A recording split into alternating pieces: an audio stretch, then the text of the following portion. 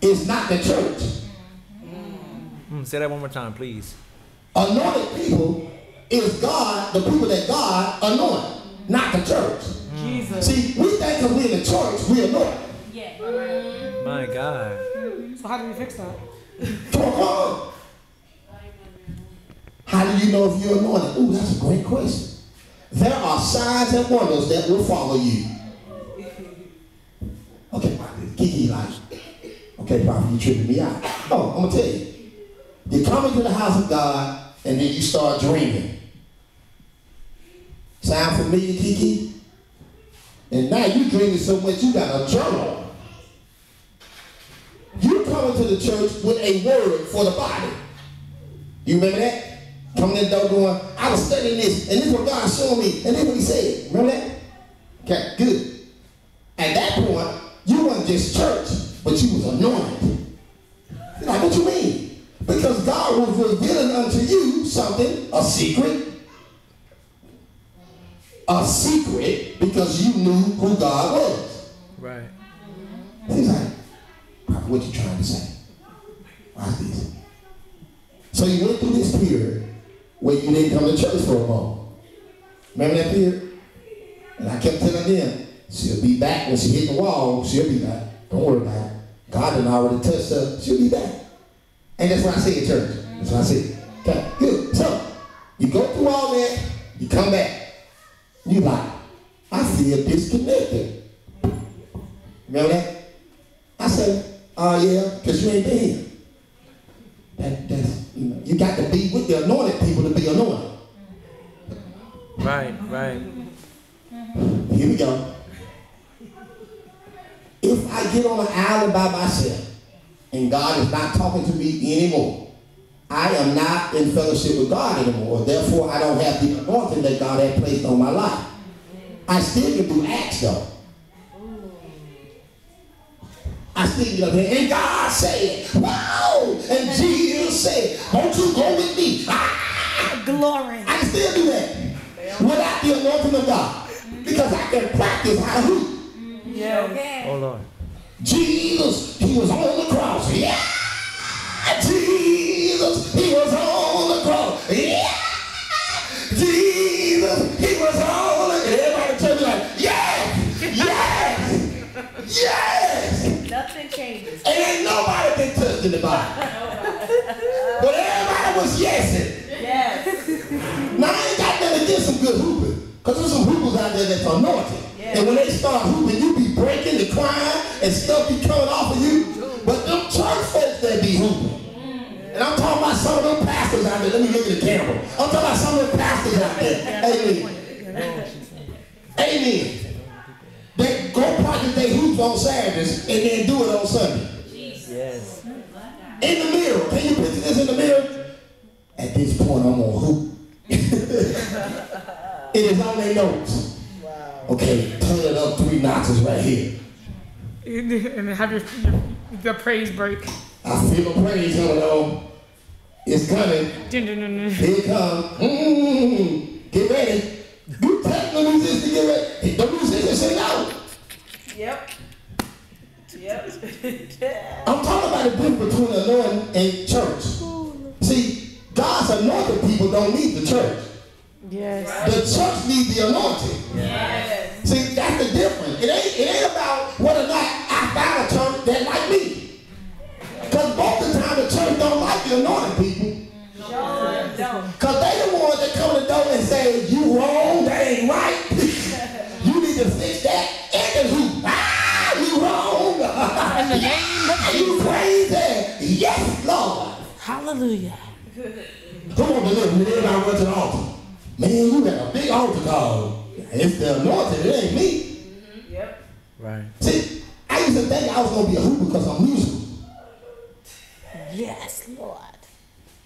I play hoop. You know, I do that for pastors now. And they call me because I can do it. But I don't hoop. Go figure. Go figure. I said, Lord, I want hoop. Hey, hooping, I want hoop too. Hoop, hoop. But see, I'm anointed. I'm not church. Right. See, it's a difference. Now, we go back to you, Keith. So the difference between and knowing that you're anointed is by the signs, because God will tell you and wake you up and touch you, and you'll know you're anointed. You won't even have to ask the question. Nope. You might doubt yourself sometimes, because people around you will tell you ain't. Yeah.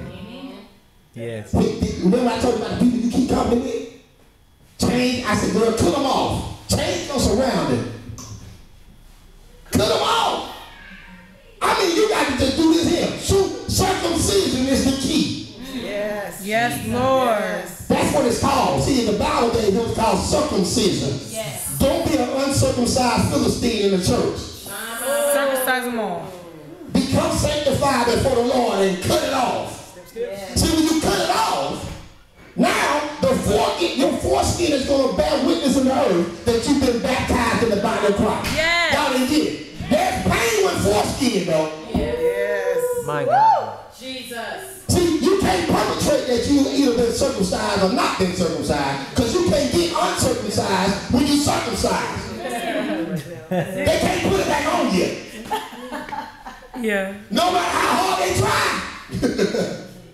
You're like, prophet tripping. No, I'm telling you. Why do you think in the Bible days God required the Jewish people, who are the Hebrews, who are the Israelites, to circumcise all the men?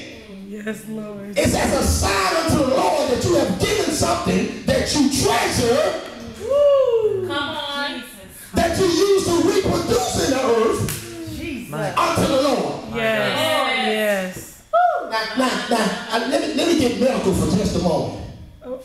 I had a doctor tell me one time before that women would probably like to have sex more rather with an uncircumcised man than a circumcised man.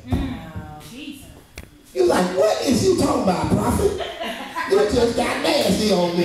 You're in the second heaven. No, I didn't. I didn't get nasty. I'm trying to tell you about God. Because there was a time when God required us to give of our flesh to love him. But now he tells us to what? Die to our flesh. Yes. Not give him a piece of it, but die to it. My God. So whether you circumcised or not in the natural don't matter now. Ooh, Jesus. Jesus. I'm creeping up there. I'm creeping up there. Woo. You are in this. Because if it was based on me, I would be loved by the Lord. He would love me. But every time I die to my flesh, he goes, that's my boy right there. There you go. That's the anointed one I chose. Yes. That's not the prophet right there. That's the one I've been waiting to stand up right there. He been high. You know that the weight of this word can have you in a place where you don't even want to say that to nobody. Yeah. Jesus. We ain't even talking about church. I'm talking about the world. The weight of the world, the cares of the world will have you in a place where you don't even know you're alive. Right. You just feel docile. Everybody know what docile means, right? You just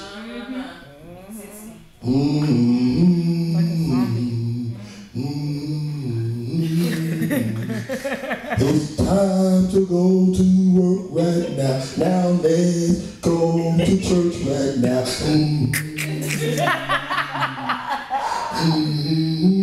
And you just read it line. Let me catch up.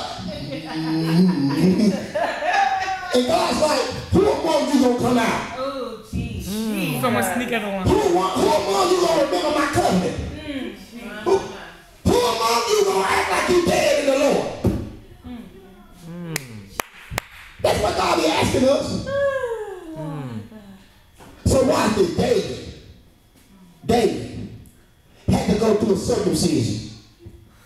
Again. What you mean again? Because in 2 Samuel 6, oh yeah, David was a part of the living. Believe me, he was circumcised. That was tradition. Did y'all get that? It was tradition for every male in the household to be circumcised. And Jesse was Jesse. And Obed was Obed. Right. They understood the things of God. That was an automatic. If it was a male being born, you gonna be cut. You don't even have, it don't make no sense. Don't even care. Okay. This is is what the Jewish people do today to make it recognize and be the symbolism of not just doing it in the natural, but doing it in the spirit. They have a thing called bar mitzvah and bar mitzvah. Remember? The ladies have one thing, the men have another. Y'all know what I'm talking about? When the Jewish people have a bar mitzvah, they're at 13, they go read the Torah before the body of Christ to show that they're of age. That's symbolism. That's symbolism. Because in the book of Moses, the 5 book of Torah, it tells them that they must, every male child, circumcised, acting out. It also tells them that a woman that is not a virgin after she's married is unclean. If a woman that's half to get raped back then, she wasn't fit to be married. My God. That was the family's burden. I ain't making this up. That's how God was back then. See, I love God because some of us been raped. Y'all heard me say some of us. Some of us been raped. Come on, come on. And our virginities were taken without us even saying yes. My God. That's right. Come on. Talk about it. Talk about it. 7 years old, prophet. 7 years old, 17-year-old babysitter. My virginity was took. Messed me up. I've been messed up ever since. I created a taste and a hunger for sex that I did not have until I was 7. Remember we talked about David earlier in the 6 steps in the praise. On the 7th step, there was a praise that came out of David. Because for 6 years, or for 6 steps, David didn't understand God. He was like, what you mean, prophet? What I'm saying is that there had to be a David not being able to carry God's presence somewhere. So they can understand how good God really was. You cannot go somewhere unknowledged, untaught, unprepared, and unsick and think you're going to do a work. It's not going to happen. You will hit the floor with your face. Literally. It said that when David prayed, when he passed Nathan's threshold, picture threshold. It's like a threshold right here. A line. When they crossed into Nathan's line, his land, his place where he laid and did certain things, that's when everything went awry. We all have a threshold to cross. It's like, what you talking about? Okay. If you go back and look at what a threshold is, it's going to talk about a mosaic tile, and it's going to talk about all these different tiles and different colors, and it's going to tell you that the threshing floor is a place where I know intercessors know where. That's a place of brokenness. That's a place where you're on your face. You ain't standing up. Not in the threshing floor, not where God is sifting you out. I didn't say the enemy. Where God is sifting you out. Yes. So he knows that it's a place that's real because David crossed it. And when he crossed it, God sifted him out. You thought you knew me. But you didn't even ask me. You didn't ask me for every battle. Shall I pursue my enemy? Yes, cut the head off. Okay. But he's going to get the very presence of God and don't ask. How disobedient can you be? And be anointed. Wow. I hope y'all seeing this picture I'm trying to paint. David was the apple of God's eye. That's what the Bible says. He loved David. He loved David so much that when David sinned, God just was like, I love you, come on. You know, we know the story. He put Uriah on the front line so he can get with Bathsheba, who he saw on top of the building across the street. Now, ain't it funny that he was in love with the Bathsheba and Solomon was too? My God. They love some women, didn't they? That was in the lineage. In the lineage, man. They loved them some women. Solomon did too. He had many of them. They did. So, here is God giving us opportunity to see something in the spirit, in the prophetic. Say prophetic. Prophetic. The picture God is painting is, he is the threshing floor. He is my apple of my eye, David. My presence right here. But he's trying to get to Judah, which is what? Praise. you can't really praise God until you go through something. Come on, come on, come on. See, I thought I was talking about Obed Edom. I ain't. I'm just trying to tell you about the praise that Obed Edom got to get. We got worship down pat. Oh, we got worship. Man, that's somebody strike a chord. But what we going to do when God tells us to run for 10 hours? Wow. Most of us going to pass out. Yes. Not even because in the natural, we already out of shape. Yes. We ain't talking about spiritual. Yes. So here is a prophetic picture.